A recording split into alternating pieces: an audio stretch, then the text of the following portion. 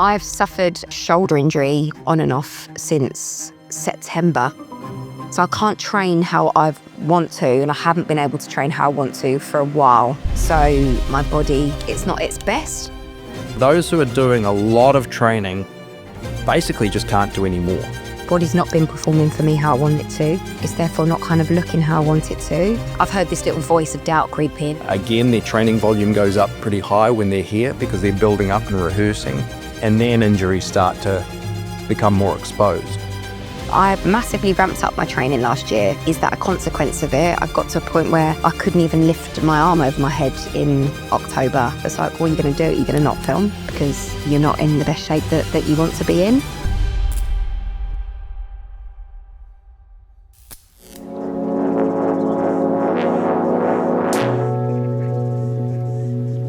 It's good to know. Should we go for plum or plum and purple? What are we feeling? A bruise? A big bruise? Or a flower? Bruise, I think I prefer the flower. Although that's kind of giving me, it's giving 70s retro vibes, I guess. Where's the brush?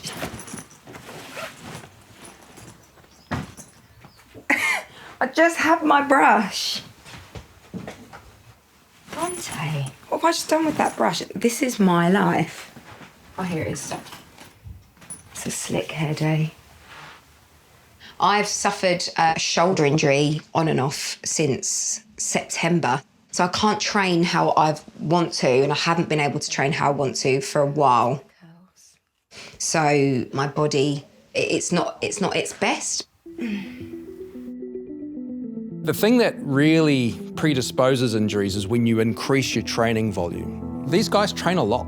I mean, they train as much as professional athletes.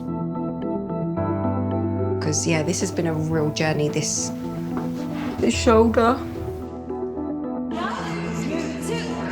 Most athletes are just focused on performance, but these guys are judged on how they look.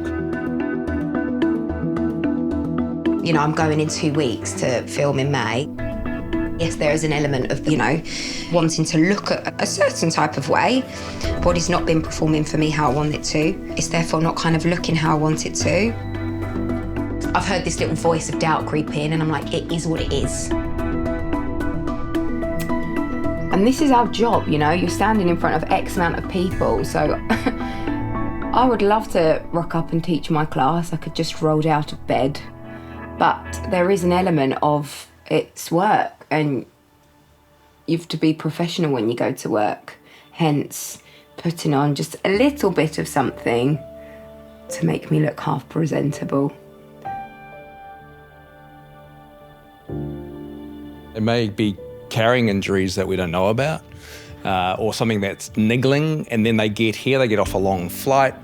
Again, their training volume goes up pretty high when they're here because they're building up and rehearsing, and then injuries start to, become more exposed. So this isn't a big lift thing. Because it's such a, the shoulder's so super mobile, but it makes it so unstable. I've massively ramped up my training last year, and, is that a consequence of it? I got to a point where I couldn't even lift my arm over my head in October, let alone put a bar with no weight in my hands. What we've found with our surveys of injuries with instructors is that those who are doing a lot of training basically just can't do any more. They're really consistent, and consistency is the key. The ones with the medium volume that can go up and down really easily, that's where your risk comes in. I love training. I love training for me. It makes me feel strong and empowered as a woman, that I can really stand and own that space. Having this injury's kind of been really humbling. So it's like, what are you going to do? Are you going to not film because you're not in the best shape that you want to be in? And I'm like, Bronte, it's okay for you to be you. And actually, if Bronte's showing up this round of filming Maybe not as lean as she was last time. That's cool because she still does a really good job. Nice squats. A long female leg. Just a bit of a wonky shoulder. And then we've got a decision to make. Can this person even get through filming based on the injury they have? And yet, could you imagine the devastation of coming all this way and doing all that work and then not getting on stage to film? It'd just be a disaster.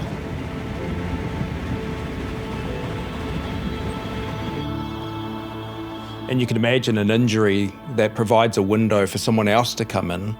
Now someone else has got that opportunity and you'd be fearful of the fact that you don't get asked again because maybe they're slightly better.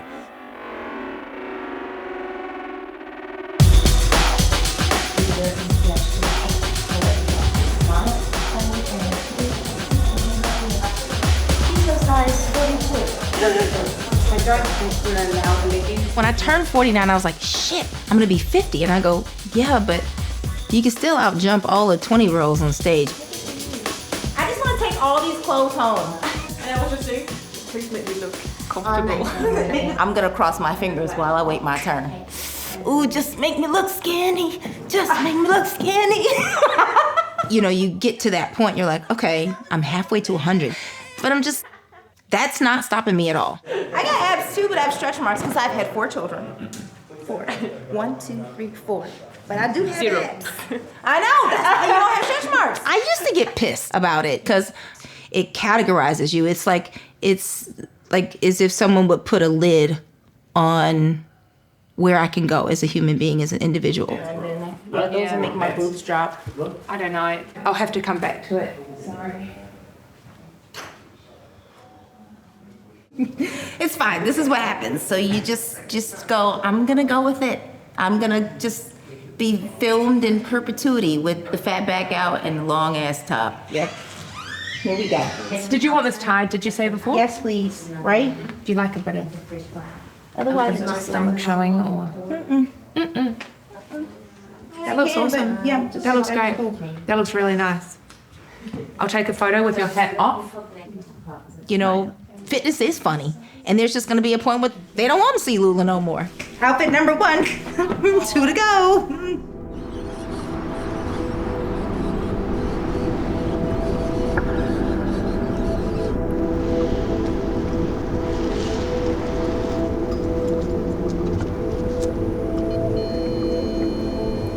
I feel like I still haven't done the thing that says, okay, you have fulfilled your potential.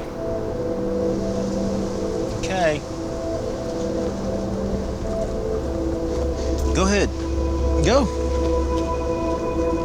Oh my God, y'all are such weirdos. And I just don't know if it's Come on. that inner child behind me saying, you need to do more, you need to do more. Or if it's fear that's driving me and I'm terrified of being a failure.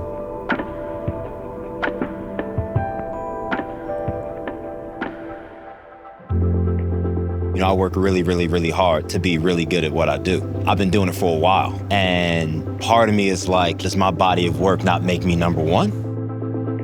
I love Marlon because he's an individual. I mean, he's really good at what he does. To me, it's his charismatic personality that brings people into the room. You know, and that's, you know, you don't find that every day, you know, and so that's a gift, a special gift. What is this relentless pursuit of achievement about? Why is nothing ever enough for me? It comes from that because my value was in what I was able to produce, or what I was able to do. And so everything I do is colored by that. Marlon gets a buzz out of seeing what his drama and his performance does to that environment. And that's going to be what brings people back. When I step outside of myself and I look at what they see when they look at me, I'm like, okay, they see a seasoned veteran, but I don't feel that way.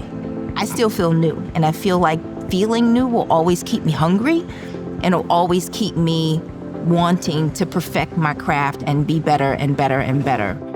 Bronte, all she really wants to do is for everybody to have a good time and to bring a little bit of hype and a little bit of joy to, you know, your everyday life. She makes you want to move. getting up in the morning when you've got an office job is very different from standing in front of a class of 30, 40, 50, however many people. You know, if your body doesn't work, you can't do your job. This is our tool. Oh! I love a clean and press. This is my favourite. So it does not matter where you are in your fitness journey, as long as you are committing.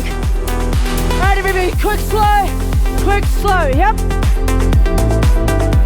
Fight to keep the elbows out wide. And why I do this is a lot deeper than, you know, I just enjoy fitness. As a woman of colour, being able to be on a stage whereby I may potentially inspire somebody else, even if it's just one other person of colour out there in the world, to move and to show up and to do better and to be better, is why I do what I do.